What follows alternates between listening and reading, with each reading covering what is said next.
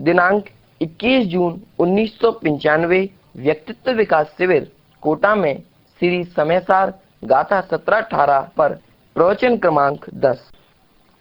समय जैसे मुरझा हुआ कमल खिल जाता है, खिल जाता है। जिनवानी में मंदिर में ऐसे उछलते होंगे, यहाँ वहाँ उछल लेते होंगे, तो यहाँ बैठ जाते हैं। शिव जी एक बार पार्वती को कह रहे थे कि मैं तुझे एक ऐसा मंत्र देना चाहता हूँ कि जिससे मृत्यु ना हो। तो पार्वती बोली तो बहुत बढ़िया है, बहुत अच्छा है, जागृत होगी, सुनना जरा। तो उसे जंगल में बिल्कुल एकांत स्थान पर ले गए, और बिल्कुल एकांत, जहाँ आसपास कोई नहीं था। और कोई हो, इस शंका को दूर करने के लिए उन्होंने 3 तालियां दी। जो भी वहाँ जंगल में था वो सारा का सारा सब भाग गए, उड़ गए। शिव की ताली कैसी होती है, उड़ गए उस। लेकिन एक अंडा था, वो कैसे उड़ता, वो वहीं रह गया। अब शिव जी पार्वती को वो मंत्र देने लगी। मंत्र दिया तो पार्वती सो गई, उसको नींद आ गई, और वो मंत्र अंडे ने सुन लिया। तो अंडा आगे जाकर सुखदेव ऋषि बना। तो हमको क्या बनना है, सुखदेव ऋषि बनना है कि नहीं? ये मंत्र है, ये एक एक पंक्ति ये मंत्र है, नमोकार से अधिक। नमोकार तो मंत्र है ही, लेकिन ये साक्षात मंत्र है। ये इसी समय जहर उतर जाए अनादिकाल का, ये गारंटी है, इसमें गारंटी है। डॉक्टर की दवाई फेल हो जाए, देखो भाई प्रयत्न करता हूँ, पर वो सब भगवान के हाथ है। यहाँ भगवान के हाथ कुछ नहीं है, सब कुछ तेरे हाथ है। इसी समय ये औषधि ले और तेरा जहर जाता रहेगा, ऐसी गारंटी आचार्य देते हैं। लेकिन हम कम से कम वो भूमिका बनाकर बैठें, ये तो आवश्यक है कि नहीं? स्कूल में विद्यार्थी जाता है, शोर करता है, इधर उधर जाता है, लड़कों से बातचीत करता है, तो प्रोफेसर कहता है लड़के चुप बैठ जा, फिर नहीं बैठता है, कहते खड़ा हो जा। कहते आप तो पढ़ाओ, आपको क्या मतलब है? ये तो मैं कर रहा हूँ, आप तो पढ़ाओ। बोले चुप रहे, खड़ा हो जा। फिर नहीं मानता है तो गेट आउट, बाहर निकल जाएगा।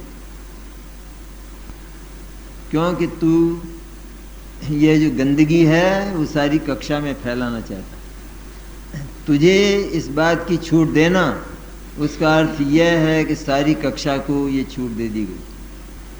तू कौन छूट चाहता है अपने में से? टीवी की छूट कौन चाहता है?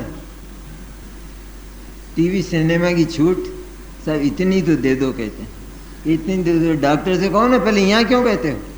डॉक्टर से कहो कि साहब घी के बिना तो काम नहीं चलेगा, वो तो हार्ट हो चाहे फेल हो, घी के बिना मेरा काम चलने वाला, घी की छूट दे दो। बोले मौत को सिराने रख लेना और फिर घी खाना। वहाँ इतना मानने को हम तैयार हैं, और अपनी चली हुई जीवन भर की आदतें, जीवन भर के व्यसन, उनको एक क्षण में छोड़ने को तैयार। कल खाते थे, आज बिल्कुल उनसे दूर हैं, और यहाँ मुक्ति के लिए ये करने को तैयार नहीं है। तो मोक्ष का सुख चाहिए? कितना झूठ बोलते हैं मंदिर में और भगवान के सामने।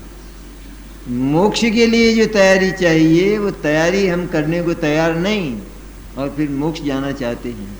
कौन पास करेगा? कोई बेईमान अध्यापक होगा तो पास करेगा। यहाँ कोई बेईमान भगवान नहीं है, यहाँ मोक्ष भेजने वाला। इसलिए वो विशुद्धि, और वो तो जीवन के हर पल की विशुद्धि, मानो जीवन मांझ डाला जाता है। तत्वज्ञान की ताकत ऐसी है, एक ऐसी अद्भुत शक्ति है तत्वज्ञान की, अणुबम जैसी, ये चौपट कर देता है सब। इसी तरह संपूर्ण विकार कषाय मात्र, कषाय मात्र उसके बाहर चला जाता है। कषाय का एक कण वो तत्व ज्ञान में शामिल नहीं है। जो ज्ञान समर्थ हो चुका है उसने सबका बहिष्कार करके अकेला शुद्ध ज्ञान दे जाता है। उस भूमिका को यदि हम तैयार नहीं कर पावें तो तत्वज्ञान सुनने का, पढ़ने का, सुनाने का, लेक्चर देने का वो अधिकार हमको नहीं है। इसलिए जीवन में ये पवित्रता, ये तो मोटी पवित्रता है। इसमें क्या है? खान पान की पवित्रता, रहन सहन की पवित्रता, व्यवसाय की पवित्रता, ये तो मोटी बातें हैं। हमारे लिए एक ओर तो ये कक्षा है लोक जीवन की, दूसरी ओर ये लोकोत्तर जीवन की कक्षा है। दोनों में से हमें कौन पसंद है? सबसे पहले तो सच्चे मन से ये निर्णय करें कि ये पसंद है तो ये मोक्ष ले जाएगी, जाना चाहते हो तो, और अभी धंधा करना हो, उसमें कमाई बहुत होती हो, जरा ठहर जाना, जल्दी मत करना, फिर बाद में देखा जाएगा। क्योंकि वो तो 8 भाव होते हैं मनुष्य के, तो 8वां ही होगा तो फिर छुट्टी पा लेना बहुत समय के लिए। पहला होगा तो बाकी के भी वहीं जाएंगे, उनमें कौन सी अच्छाई आ जाने वाली, वो भी सबके सब ऐसे ही बीतने वाले हैं। विवेक, जो तत्व ज्ञान का विवेक होता है, अद्भुत होता है, कुछ अद्भुत, किसी कॉलेज में जाकर प्राप्त नहीं हो सकता। किसी संस्था में शिष्टाचार सिखाया जाता हो तो वहाँ ये तत्वज्ञान का शिष्टाचार प्राप्त नहीं होता, ये अलग ढंग का होता है सारा शिष्टाचार। वो शिष्टाचार तो इसमें आ ही जाता है कि नगर में कौन कौन से ऐसे नियम हैं कि जिसका नागरिक को पालन करना चाहिए, और उसमें मैं भी प्रतिबद्ध हूँ, मैं भी पालन करूँगा। तो वो तो बहुत दूर की बात रही कि यहाँ कचरा मत फैलाओ, यहाँ गंदगी मत करो, यहाँ ऊपर से मत डालो, यहाँ नीचे से मत करो इत्यादि। इसने तो पहले ही सिखा दिया कि कचरा इकट्ठा करोगे जंतु पैदा होंगे, बदबू आएगी, दूसरे लोग बीमार होंगे, और तुम्हारा केवल एक समय का प्रमाद वो अनंत जीवों के लिए हानि करेगा, उनको व्याधि पैदा करेगा, दिक्कत पैदा करेगा, आकुलता पैदा करेगा। एक लाउड स्पीकर लगा के पूजन करते हैं, बाहर लाउड स्पीकर लगाते हैं ना, अभी नहीं लगाया हुआ, शायद लगाया, बाहर नहीं लगाया, क्यों नहीं लगाया? मैंने इनकार कर रखा है। मेरे मरे बाद तो सब होना है, वो तो सब होना है, वो समझना कुछ नहीं है, वो तो सब होना ही है, मालूम है सब। क्या क्या नहीं होगा, एक बात है क्या? अरे वास्तविक तत्वज्ञान हो तो सब पर कंट्रोल कर लेता है, सब पर। जीवन की हर आदत, कैसे उठना, कैसे बैठना, कैसे बोलना, कैसे चलना, कैसे उठाना, कैसे धरना, क्या खाना, क्या नहीं खाना, कब खाना। दिन भर खाए, दिन भर पान तो मुंह में रहे सही, और फिर हिसाब लगाए कि मैं कहाँ जाऊंगा और मैं कहाँ से आया हूँ। फिर तू सोचता नहीं है, तू अरे तू बकरी था पहले, तुझे नहीं दिखता है कहाँ था तू? इसमें हिसाब लगाने की क्या जरूरत है? पहले बकरी था और अब उससे भी निकृष्ट जाएगा आगे, इसमें कहाँ हिसाब लगाने की आवश्यकता है ज़्यादा? ये क्या हिसाब लगाता है? हाँ बिल्कुल, व्याधि में हो, सहा न जाए तो तुमको बहुत छूट है, लेकिन जो मूल बाधक हैं वे तो हम में से हर कोई छोड़ सकता है। उससे जीवन में कोई बाधा नहीं आती, मौत नहीं आती। मौत जहाँ तक न आवे वहाँ तक निश्चिंत रहना। क्या है छोड़ने में? आलू छोड़ दिया तो क्या हुआ? क्या दिक्कत आई? टीवी छोड़ दी तो क्या दिक्कत आई? पहले थी टीवी, पहले थी तो काम चलता था कि नहीं चलता था? कितने काम अटके अपने, और अब आ गई तो क्या अब इसके बिना काम नहीं चलता? ऐसे साधन प्रसाधन तो ये आज का निकृष्ट विज्ञान निकालने ही वाला है। इसने तो आत्मघाती और लोकघाती साधन निकाले, और जिनसे एक दूसरे में भय, निरंतर भयग्रस्त रहता है। एक राष्ट्र दूसरे राष्ट्र के प्रति भय से ग्रस्त है निरंतर। पाकिस्तान सोचता है हिंदुस्तान के पास परमाणु बम, हिंदुस्तान सोचता है पाकिस्तान के पास परमाणु बम, दोनों निरंतर भयभीत। यहाँ ज्ञान का अनुभव ऐसा है कि जो एक क्षण में सारे कचरे को साफ कर देता है, एकदम शुद्ध कर देता है परिणाम, भगवान सिद्ध जैसा बना देता है। इससे अधिक क्या कहा जाए? वो तत्वज्ञान की ताकत है। इसलिए जिन चीज़ों को हम प्रमाद से संपन्न करते हैं, अत्यंत प्रमाद है, वो तो पहले छोड़ने लायक होती। क्योंकि प्रमाद है वहाँ यदि द्रव्य हिंसा ना हो, बाहर कोई जीव मरता हुआ ना देखा जाए तो भी अनंत प्रमाद हो गया, और जीव मरता हुआ देखा जाए और हमारे भाव उसके साथ संयुक्त नहीं हैं तो हम हिंसक नहीं हैं। ये शोध है इसकी, ये खोज है जैन दर्शन की। इस अहिंसा तक लोग पहुंच नहीं पाए, उनने सिर्फ ये माना कि जीव मारा तो हो गया, बस वो हिंसा हो गई। जैन दर्शन कहता है कि जीव मरा, कोई आवश्यक नहीं कि वहां पर हिंसा हो, क्योंकि जीव तो मरते हैं, अपनी आयु से भी मरते हैं। लेकिन हमारे भाव उस समय क्या है, उसके साथ किस तरह जीव मर रहा है और हम उसे बचाने के प्रयत्न में, और वो मर गया और हमारी चेष्टाओं से मर गया। हम उसे बचाने की चेष्टा कर रहे थे और वो भय के मारे चला गया, निकल गया, गिर गया, मर गया। पाप हुआ कि साहब जीव तो मर गया। जीव मर गया, वो तो मरण का समय ही था। हमें ये नहीं सोचना है लेकिन कि किसी के मरण का समय है तो मरो, उसे बचाने से क्या फायदा, तो तू फिर क्या करेगा? यदि ये भाव, ये कोमल भाव तेरे भीतर नहीं आएगा तो निरंतर कठोर भाव प्रवर्तित होता रहेगा, और वो जीव हिंसा का तीव्र भाव है।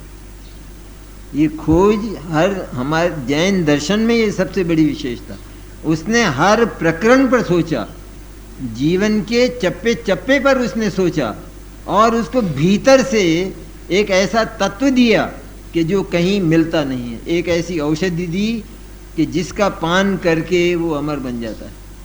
और जीवन के चप्पे चप्पे को, जैसे प्लास्टिक सर्जरी होती है, इस तरह वो हमारे प्रदेश प्रदेश को प्रांजल कर देता है, शुद्ध कर देता है। ये ज्ञान सिर्फ तत्वज्ञान, ये ताकत सिर्फ तत्वज्ञान की है, भक्ति की ताकत नहीं। भक्ति में भी ज्ञान चाहिए तो भक्ति होगी, भक्ति के साथ ज्ञान नहीं है तो वो भक्ति अंध है, और जो अंधा है वो तो भटकता है संसार में। इसलिए ज्ञान की मुख्यता है। तो सबसे पहले अपनी व्यर्थ की आदतें छोड़ें। ज़्यादा बोलते हो, जोर से बोलते हो, क्रोधित होकर बोलते हो, क्यों बोलते हैं? छोड़ दें। क्यों करते? कुछ भी कैसे भी खाते पीते हो, खड़े होकर बफे चला ना, बफे कौन कौन नहीं खाता बफे में? कौन है इसमें सभा में? उससे क्या झगड़ा है?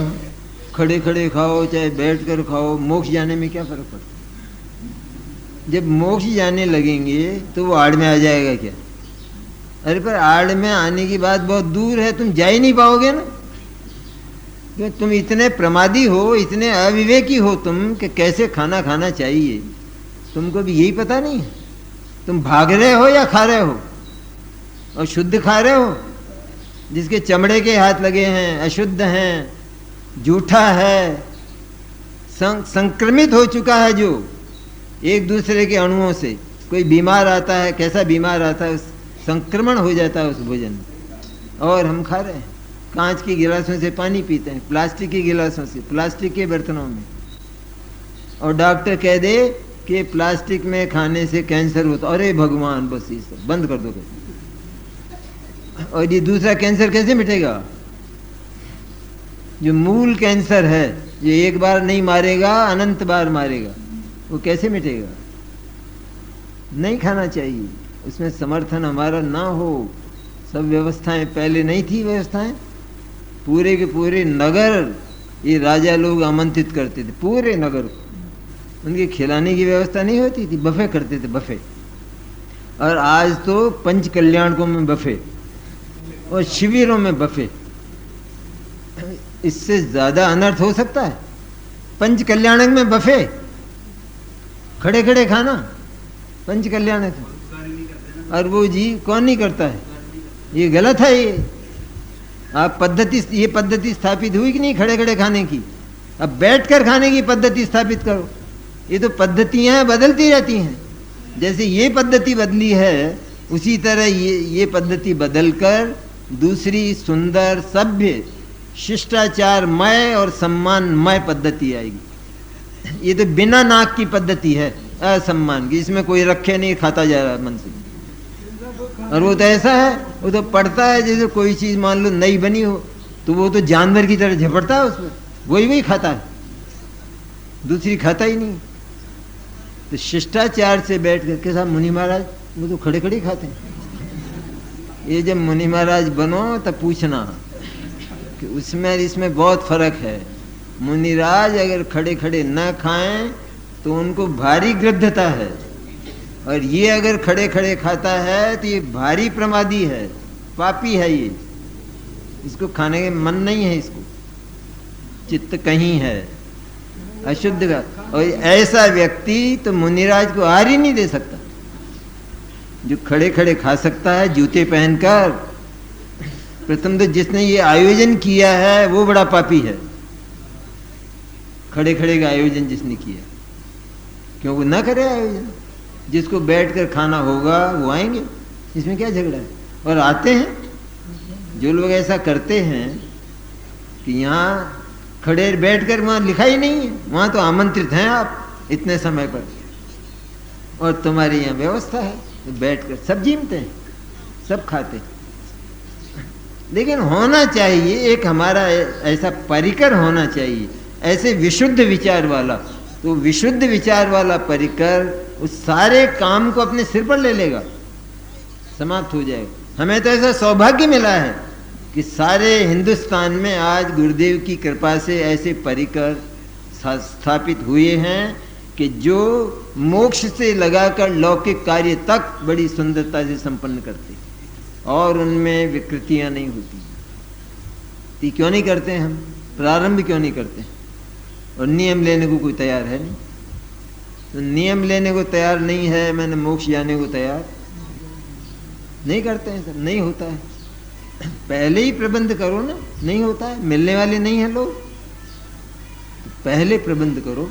और कम से कम इन धार्मिक आयोजनों में नहीं, लौकिक आयोजनों में भी। धार्मिक में तो कोई बहुत गंदा है, वो तो एकदम बदनाम हो गया, आयोजन ही बदनाम हो गया। जहां ये काम हुए वो तो बहुत बदनाम। शादियों में नाचते हैं लड़के लड़कियां, और इधर यहाँ तत्वज्ञान की बातें करते हैं, वहां नाचते हैं। ये हमारे सांस्कृतिक प्रोग्राम होते हैं, उनमें साथ साथ लड़के और लड़कियां काम करते हैं। कौन सा तरीका है? जिस समय हिंदुस्तान में सह शिक्षा प्रारंभ हुई, पहले नहीं थी हिंदुस्तान में, हमारे समय की बात कहता हूं, उस समय सह शिक्षा नहीं थी, केवल लड़के पढ़ते थे। इसके बाद किसी ने प्रस्ताव रखा कि साहब जगह नहीं है और नहीं है, 3 लड़कियों को भी लड़कों की कक्षा में भेजो। बहुत विरोध हुआ, जो समझदार विद्वान दूरदर्शी थे उन्होंने बहुत विरोध किया, लेकिन फिर भी वो बात स्वीकृत नहीं हुई, आने लगी। उसी समय से बदमाशियां शुरू होने लगी। और न भी हो तो वो जो एक वायुमंडल है, वो वायुमंडल उस जो जिसे हम ब्रह्मचर्याश्रम कहते हैं उसके लायक है। पहले जो ब्रह्मचर्याश्रम स्थापित किए जाते थे तो मूर्खता थी, या वहां उसके चरित्र का निर्माण किया जाता था पढ़ाई के साथ, और तब वो सच्चरित्र होकर निकलता था। और आज हम ऐसे अवसर देते हैं कि लड़कों को लड़कियों के साथ पढ़ाते हैं, पर साहब नहीं पढ़े तो इसकी शादी नहीं होगी, इसका विवाह नहीं, छोड़ो तुम सब, तुम इसको केवल धर्म के मार्ग पर लगाओ। उस धर्म से जिस पुण्य का संचय होगा वो एक नहीं 20 शादियों के प्रस्ताव लाएगा अपने आप। ये पुण्य से होता है, तुम्हारे भटकने से नहीं होता। भटकने से करो तो कर दो कहीं भी, बंबई जाकर अच्छे अरबपति के यहाँ भटकने से होता हो। तो विश्वास तो करो, धर्म पर विश्वास तो है ही नहीं, पुण्य पर विश्वास नहीं, उससे पुण्य संचय होगा ना। पर ये हमारे तत्वज्ञान में घुसाए जहर, उसकी चर्चा करता हूं। स्त्रियां और पुरुष साथ साथ पढ़ें, पढ़ना चाहिए, उनकी कक्षा होनी चाहिए साथ साथ। हम तो साथ धर्म सिखाते हैं, तुम तो धर्म सिखाते हो, पर इसके पीछे क्या है, इसके पीछे पाप कौन सा पड़ा है, ये नहीं मालूम है कि इसके पीछे पूरे शील की हत्या करने वाला पाप पड़ा है, उसको तुम पहचानते नहीं हो। एक विवाह हुआ है, उसमें लड़का बहुत अच्छा है, लड़का जैन का है, लड़की बहुत अच्छी, बहुत सुंदर, बहुत योग्य सुयोग्य, ऐसी बोले जैसे कोई कोयल बोलती हो, और बहुत शिष्टाचार से बोलने वाली। तब आपस में मिलने वाले मित्र कहते हैं बहुत अच्छा है, जोड़ा तो बहुत अच्छा है, तुमने बहुत अच्छा तलाश किया। ये लड़की कहाँ की है? कहते ये लड़की वहाँ की है, कहते पंजाब की। किसकी है ये तो बोलो? पंजाबी है, पंजाबी। तो क्या हुआ ये शादी का? ये जो बढ़िया शादी हुई और लड़की बहुत सुंदर है, सब है, और वो लड़का जैन है, और उस लड़की के पंजाबी संस्कार है, शादी का क्या हुआ? ये जो इतना बाहर की प्रशंसाएं हमने दी, उन प्रशंसाओं का क्या हुआ? इसी तरह हम कहते हैं कि यहाँ बहुत सीखे साहब, बहुत पहले जानते ही नहीं थे कि गुणस्थान क्या होते हैं, अब जानने तो लगे कम से कम कि गुणस्थान क्या होता है।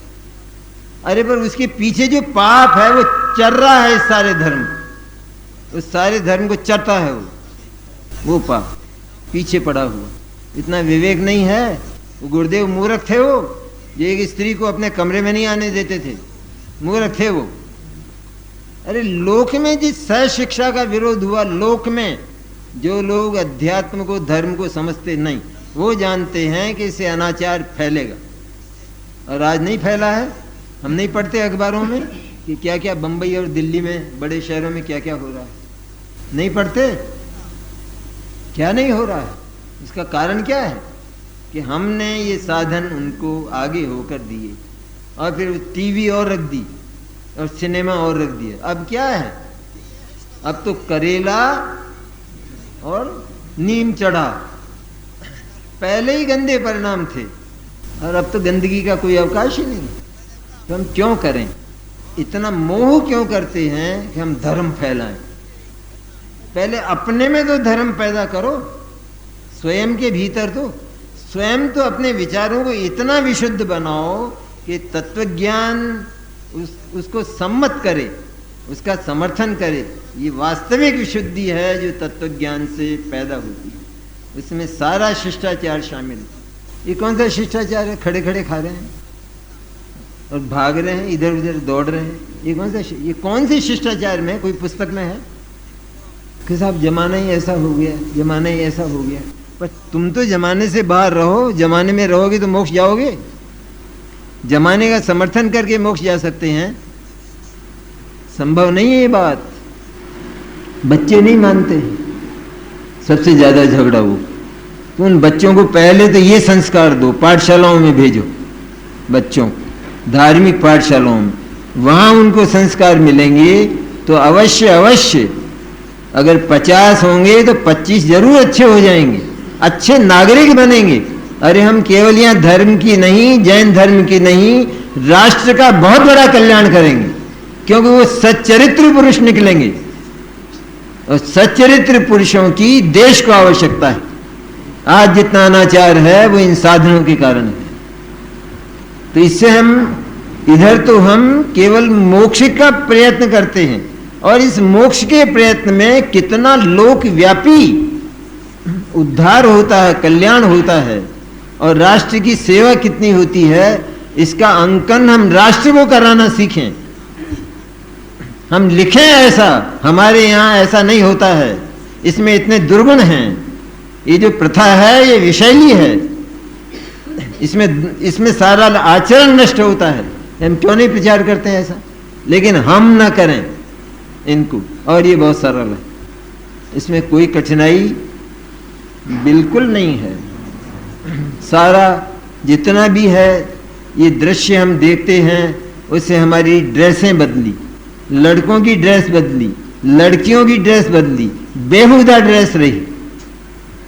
और शील में क्या कहता है, क्या कहता है शील धर्म अपना, कि मुनिराज वो स्त्री से 7 हाथ दूर रहते, और हम उसमें क्या देखते हैं, दूरदर्शन क्या देखते हैं उसमें, 7 हाथ दूर।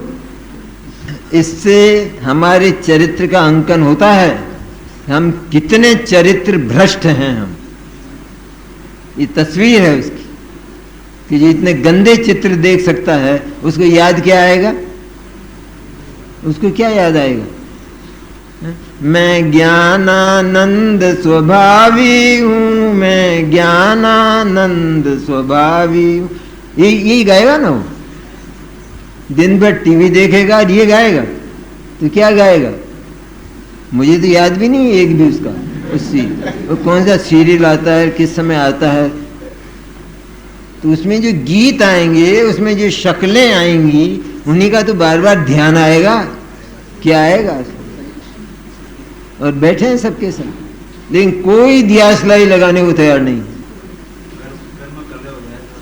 हाँ, वो तो हो गई थी बात पहले, घर में कलह हो जाए, आप योगदान मत कीजिए घर में। तो मैं कहाँ कहता हूं कि सारा घर उस सबका बिल्कुल स्वर्ग जैसा ही हो, उसमें ऐसा अनुशासन हो, उसमें तत्वज्ञान का इतना स्नेह हो, ये मैं कहाँ कहता हूँ।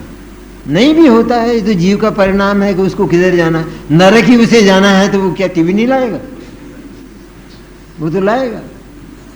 आप योग मत दीजिए, या ऐसा ही अगर मौका हो कि घर छोड़कर जा सकते हो और कहीं सत्संगति में रह सकते हो तो छोड़ दीजिए, उसमें क्या है। क्योंकि जहां तत्वज्ञान आघात पाता हो, जिन कार्यों से, जिन क्रियाओं से, परिवार के जिन क्रियाकलापों से तत्वज्ञान को आघात लगता हो और हमारा जो मस्तिष्क है उसमें तनाव रहता हो, तो उस घर को छोड़ देना चाहिए। जहाँ जिन दर्शन नहीं मिलते हैं वहां रहा जाए, वहां रहते हैं लोग, ये फॉरेन में रहते हैं लोग और अरबों कमाते हैं, जिनका अटूट पता नहीं है कितना पड़ा है, भगवान के दर्शन नहीं है। तो साहब क्या करें, यहाँ मंदिर ही नहीं है, यहाँ मंदिर नहीं है तो भारतवर्ष में आ जाओ, छोड़ दो इस पैसे को, जितना आ सकता हो ले आओ, और क्या है, यहाँ रहो, मध्यम परिस्थिति में रहो, और ये सारा चल जाएगा। एक दिन आग लग जाएगी तब क्या होगा, फिर क्या होगा, फिर कौन बचाने वाला आएगा। तो जहां सुलभ हैं, जिन दर्शन मैंने क्या, साक्षात सम्यक दर्शन के निमित्त घर में तस्वीरें मत रखो, वो तरीका नहीं है वो। तो हमने तो घर में रख रखी है, तो हाथ जोड़ा और दुकान, हाथ जोड़ी और फैक्ट्री। अरे तस्वीरें नहीं रखी जाती हैं, तस्वीरें पूज्य नहीं होती हैं, उनको प्रणाम नहीं किया जाता है तस्वीरों को, कि साहब अपमान हो जाए तो। अपमान नहीं, धर्म की बहुत बड़ी मर्यादा है, उसकी रक्षा होती है। क्योंकि वो हाँ, वो तस्वीर में भी भगवान तो वही है, मैं इनकार नहीं करता हूँ, लेकिन क्या है उसमें हम ऐसे संपर्क से वंचित रह जाते हैं कि जो साक्षात हमको मुक्ति दे रहा, उससे हम वंचित रह जाते हैं। घर का जो वायुमंडल है पापपूर्ण, कोलाहलपूर्ण, उसमें हमको वो विचार, वो परिणाम बन ही नहीं सकते कि जो मंदिर में परिणाम जिस तरह न बिगड़े, वो प्रयत्न हर पल रखना, प्रत्येक पल रखना। और उनकी रचना मंदिर में ही हो सकती है, घर पर नहीं हो सकती। इसलिए घर को छोड़कर अवश्य मंदिर आना, भक्ति पूर्वक दर्शन करना, पूजा करना, और सर्वाधिक ये प्रवचन, स्वाध्याय ये सुनना, ये सबसे अधिक है। इसका जो महत्व है वो सर्वाधिक है।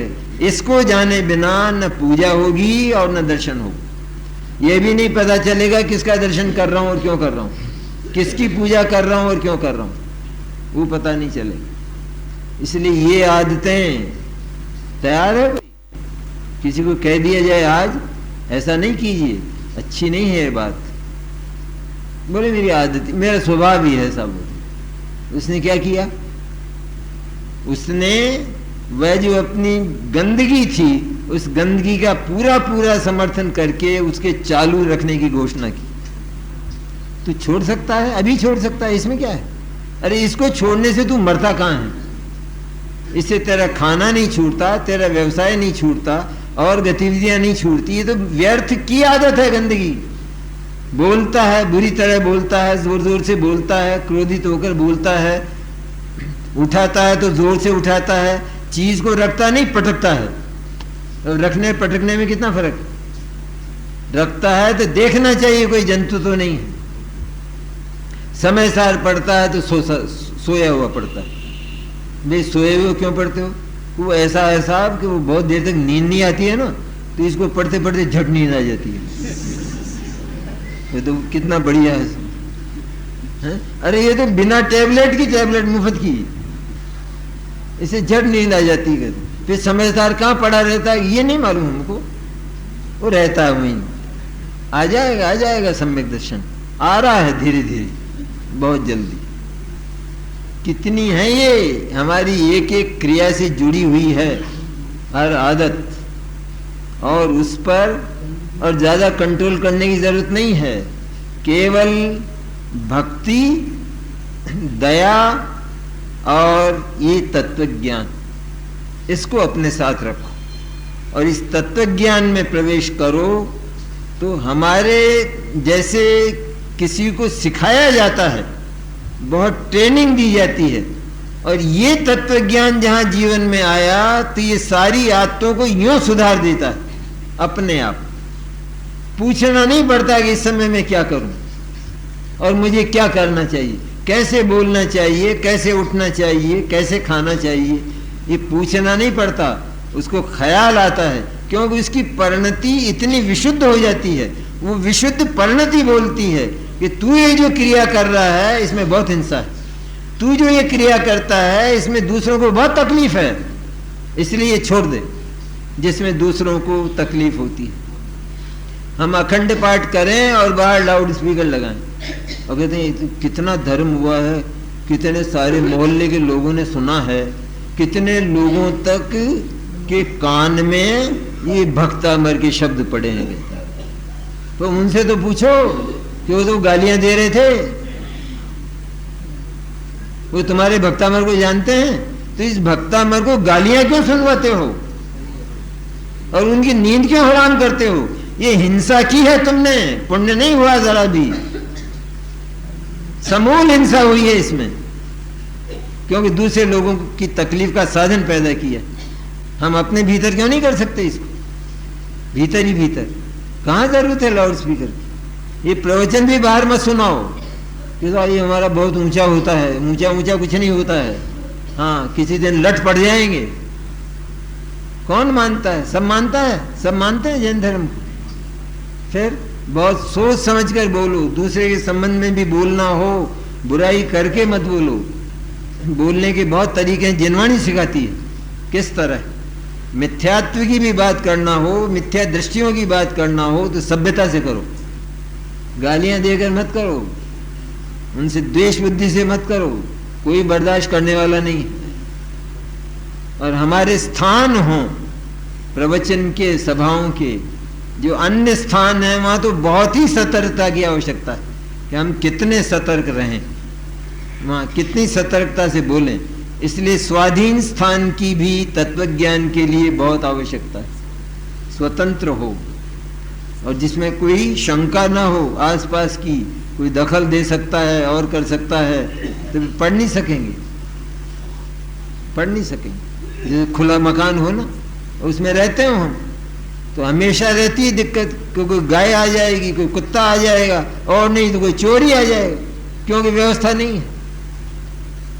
इसलिए तत्वज्ञान की व्यवस्था ऐसी हो सुंदर, जिसमें किसी दूसरे प्रकार का विकल्प ही पैदा ना हो, और हम मनोयोग से भगवान की इस दिव्य वाणी का पठन करें, सुने और मनन करें। ये हमारा ये जीवन है, जीवन बाई जीवन। अभी तो अंतरंग जो लोकोत्तर जीवन है वो ये जीवन जब व्यवस्थित हो जाए तब लोकोत्तर जीवन का प्रारंभ होता है। अनीतियों के प्रकार बहुत हैं और वो हमारे जीवन के चप्पे चप्पे में और बिंदु बिंदु पर स्थापित है। अनीतियों से भरा हुआ जीवन है एकदम। केवल व्यवसाय में किसी ने अनीति कर ली, इतना मात्र अनीति नहीं। अगर तुम किसी अच्छी चीज को लोलुपता से खा गए हो तो अनीति है, अपने साथ अनीति कर डाली। क्योंकि अब तत्व ज्ञान का चिंतन कब करोगे? अब तो वो निद्रा देवी बुला ली है जो वो तकाजा कर रही है कि चलो डनलप पिलो पर, वो तकाजा करती है और खा गए हम तो। यहां तक के जो चीज शरीर को नहीं चलती वो मत खाओ, क्योंकि वो प्रमाद पैदा कर, भले वो शुद्ध हो तो भी मत खाओ। मेरे को बुलाते हैं ना लोग, तो साहब ये तो जरा सी चलेगी, ये तो शुद्ध है, ये तो मर्यादित है, ये तो, पर भाई मेरे लिए अवक्ष है ये, मैं क्या करूं? मुझे नहीं चलने वाली। धर्म में धोखा नहीं होना चाहिए, आत्मा को धोखा, हम आत्मा को धोखा देते हैं, आत्मवंचन है ये। दूसरे को ठगते तो हमें क्या देर लगेगी जब हम आत्मा को ठगते नहीं, चूकते हैं, प्रतिज्ञाएं करते हैं। तो ऐसी प्रतिज्ञाएं कि जो न तो प्रतिज्ञा है और न अप्रतिज्ञा है, जिसको कोई समझ नहीं पाता है। और हम तो अब साध रहे हैं हम तो। ये क्या साध रहे हो? अब ये जो तुम्हें रोग आया है, इस रोग में तुम अत्यंत पीड़ित हो, तुम्हारा चित्त तत्व ज्ञान की ओर तो बहुत दूर, भगवान भगवान में, हे भगवान अनंत, हे भगवान अनंत, हे भगवान रक्षा करो। अरे तो साहब फिर क्या करें? हमने तो जिंदगी भर पानी नहीं पिया रात को। पर तुम ये बताओ कि तुम्हारे त्याग था क्या? कि साहब त्याग तो नहीं था, फिर पी क्यों नहीं लेते हो? अरे पी लोगे तो कम से कम परिणाम तो स्थिर हो जाएंगे और फिर तत्व का विचार तो कर सकोगे थोड़ी देर। तो तत्व का विचार करते करते मरोगे तो सद्गति अवश्य होगी, और उस अपध्यान में मरोगे। खाली पानी पीने की है बात। अब लोग कहेंगे कि यहाँ तो रात का पानी भी पिलाते हैं। अरे तुम्हारी प्रतिज्ञा है कहाँ? मैं कहाँ पिलाता हूँ? मैं पिलाता हूँ? इन्होंने बहुतों की छुड़ा दी, यूँ कहते हैं ये लोग, इन्होंने बहुतों की छुड़ा दी। अरे पर वो प्रतिज्ञा ही नहीं थी तुम्हारी, मैं क्या करता? मैं कह रहा हूं तुम बिलख रहे हो और तुम्हारा तत्वज्ञान धूल हो रहा जीवन भर का, तो कम से कम ये टेबलेट ले लो, इसमें क्या दिक्कत है अगर त्याग नहीं है तो। और फिर तुमको साता आती है तो साता से मरना। इस आर्थ और रौद्र ध्यान में क्यों मरते हो? और इस कर्मकांड में क्या लोगे? वो कर्मकांड में तो खोए के मेंढक तो बनने ही वाले हो। क्यों वो तुमसे कमजोर था क्या वो? कि जो ध्यान करने बैठा और वो तेल डालती गई, और उसको तो एक बार के तेल बीतने का नियम था, लेकिन वो तेल बीते ही नहीं, अब अनंत हो गया। तो उसने क्या लिया? वो खड़ा हुआ और कोई क्रिया की उसने? कुछ नहीं किया, बिल्कुल पानी भी नहीं पिया ना, लेकिन उस प्यास के मारे मरा हो। तो क्या हुआ? अब बाहर से देखा जाए तो क्या था, बेचारे ने पानी भी नहीं पिया। देखो कितना एकदम दृढ़ आदमी, ऐसी हो प्रतिज्ञा हो तो। लेकिन इससे तो पूछो, जिनवाणी से, और उस खुद से तो पूछो कि तुम्हारा क्या हाल था? तुम पानी पानी कर रहे थे या आत्मा आत्मा कर रहे थे? तो भैया पी लेते ना, क्या झगड़ा था उसमें? और फिर इसके बाद आत्मा का चिंतन होता तो तुम तो स्वर्ग चले जाते बिना बुलाए। साधन तो तत्व ज्ञान का मिलता ना। अब तुम तत्व ज्ञान के साधन से ही जाते रहे, वहां मेंढक में कौन सुनाने आएगा? तुम आ जाए तो आ जाए, कोई वो क्षणिक के जैसा युग मिल जाए तो। ये कहाँ मिलने वाला है? तो ऐसी प्रतिज्ञा ये लेने प्रतिज्ञा ही नहीं है। क्या है प्रतिज्ञा? अब प्रतिज्ञा लो तो बहुत सोच कर लो, बहुत समझ कर लो, टूट ना सके।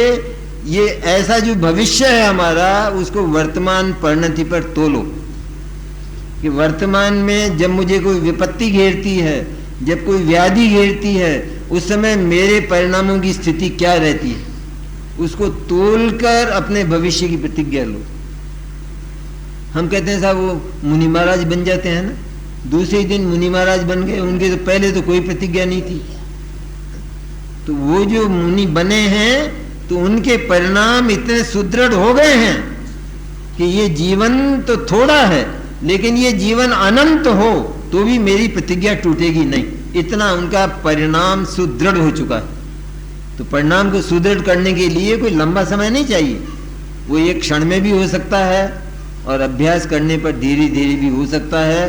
तो प्रतिज्ञा लो तो इस तरह की लो, लेकिन जो काम जिनसे हमारे तत्व ज्ञान में, चिंतन में बाधा आती है, उसे सीखने में बाधा आती है, कम से कम वे प्रतिज्ञाएं तो जिंदगी भर के लिए अंगीकार करो और उन बाधक तत्वों को आज ही दूर करो, क्योंकि उनसे हमारी मृत्यु होने वाली नहीं है। ये यदि तत्वज्ञान के परिप्रेक्ष्य में इन बातों को हमने याद रखा तो हमारा घर आज ही स्वर्ग बन जाएगा। बच्चों को लाने का प्रयत्न करें, बड़े हो जाएंगे तो कब मानने वाले हैं। अभी जो कक्षाएं देखी उसमें आते हैं सब बच्चे। पूछा हमसे क्यों आते हो यहाँ? अरे टीवी को छोड़कर और उस स्कूलों को छोड़कर यहाँ क्यों आते हो? बोले यहाँ धर्म सीखते हैं और मोक्ष जाना है, हमको भगवान बनना है। अरे इतना कहना सीखे कि नहीं सीखे? तो भेजो उन बच्चों को, टीवी को आग लगाओ पहले, तब वो देखना छोड़ेंगे, तब उनका चित्तियां लगेगा। अन्यथा यहाँ रहेंगे चित्तवा लगा रहेगा कि सर जल्दी छुट्टी दो ना, सर मेरा तो पाठ हो गया, क्योंकि मेरे तो सीरियल आ रहा है। उस छोटे से लड़के को सब कथा मालूम सारी, कौन से समय कौन सा सीरियल क्या महाभारत में हुआ, रामायण, वो धर्म अच्छे अच्छे मुमुक्षुओं ने, बड़े बड़े विद्वान मुमुक्षुओं ने देखा वो सीरियल। उनको ये पता नहीं कि हम गृहीत मिथ्यात्व को पुष्ट कर रहे हैं। वो देख, वो हमारी रामायण है, वो हमारा महाभारत है, वो वैसा ही है हमारे यहाँ। फिर क्या किया हमने कि साहब देख लिया तो क्या हुआ, धर्म का था, वो धर्म है, वो ये गृहीत मिथ्यात्व महापाप है। क्या विचित्र है। अवर्णवाद क्या है? साक्षात सीधा पाप है, ये सीधा पाप है। सच्चे देवशास्त्र गुरु के प्रति साक्षात अश्रद्धा है, अपमान है उनको। और देखा हमने, इतनी दृढ़ता हम कर नहीं सकते। क्या है, आज घर में कोई दुर्घटना घट जाए तो उस साधन को फेंक देते हैं हम, बोले नहीं रखना ये घर, चाहे कितना ही सुविधाएं देता हो, लेकिन इससे तो कोई भी मर सकता है कभी भी, तो उसको तो फेंक देंगे। और इस ये कि जिससे जन्म जन्मांतर बिगड़ता है, हमारा चरित्र बिगड़ता है। चरित्र ये तो सबसे बड़ा धर्म है ना, नहीं है ये तो अजैन कहावत है कि अगर धन खो जाता है तो कुछ नहीं खोया, अगर स्वास्थ्य खो जाता है तो कुछ नहीं खोया, but if character is lost everything is lost. अगर चरित्र खो गया तो सब कुछ खो गया। ये जैन धर्म में नहीं लिखा है, और लिखा है सब जगह, लेकिन ये तो अन्य की उक्ति है कि हमारा आचरण यदि नष्ट होता है तो सब कुछ नष्ट होता है। तो जिस आचरण की इस तत्व ज्ञान को प्राप्त करने के लिए पहली आवश्यकता है, उसको तो हम आज ही अपने जीवन में प्रवेश दें और उस जीवन को प्रांजल बनाएं, उज्जवल बनाएं, विशुद्ध बनाएं, तो तत्व ज्ञान की बात हमारे भीतर प्रविष्ट हो सके।